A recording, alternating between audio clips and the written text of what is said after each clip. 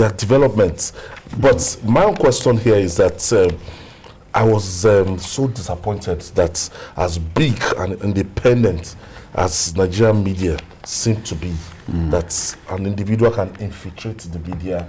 You can see the number of newspapers, I don't want to name, that the Ministry of Education, the press release, actually quoted.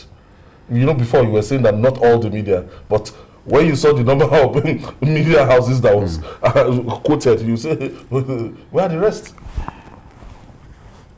Every media gatekeeper who had a hand in the heresy that happened should be ashamed of himself. Because they put all of us to shame. They should be ashamed of themselves. Because the first, then what is the evidence of your training?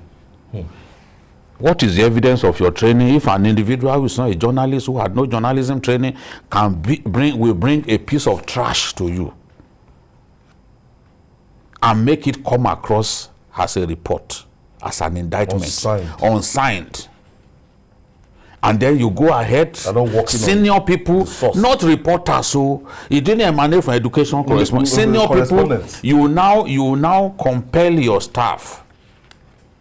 In some cases, you put people's names. Byline. Yes, people, they didn't write it, though. You should be ashamed of yourself. Shame is second skin to you if you do not know that this is not how to practice this profession. That's why people are abusing us. They call us heads media, all kinds of names, because we are so vulnerable. We are so wide open. Sensitive information. We are so wide open for people, self-serving people, to simply come and use us when it pleases them. That's why politicians push us here and there. You can't say the truth publicly. You first think of our pockets before saying the truth. It's a shame. Last night, I almost couldn't sleep. That, this profession, coming into this profession, this kind of things were not common. When I saw some media houses backtracking this morning, I had to call him. Shameless people. The same people made it banner headlines. See the way they are reacting. They're all backtracking. Now, you have the PAMSEC of the Ministry of Education did a press conference today. It was even threatening that those who came up with those lies, that they are already talking to lawyers about the appropriate response. So if some of those media houses, if some of the people behind this thing gets arrested, I'll be extremely happy. Let's make examples out of the blacklegs within our profession, who have reduced our profession to an all-commerce affair.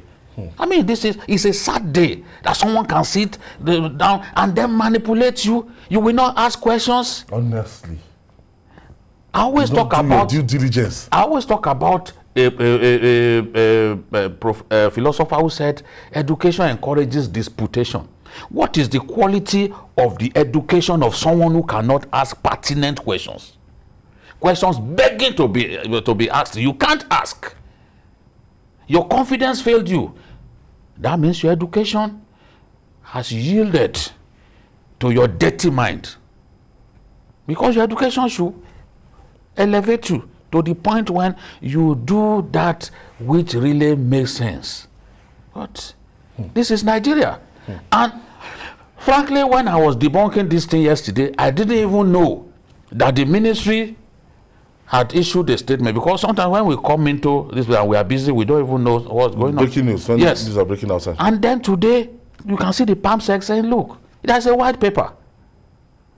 That white paper dissolved the governing council. That one stands. That white paper didn't indict the VC.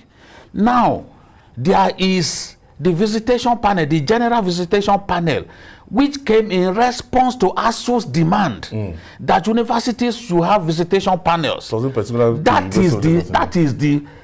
is the one headed by General Martin Luther Agwai, former chief of army staff. Yes, so it is not, that was not meant for UNILAG alone.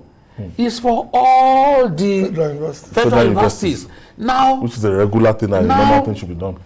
There is going to be a committee that will look at Martin Luther's report and then do along with other reports, and then do a white paper. We have not reached that point. And someone is busy deceiving gullible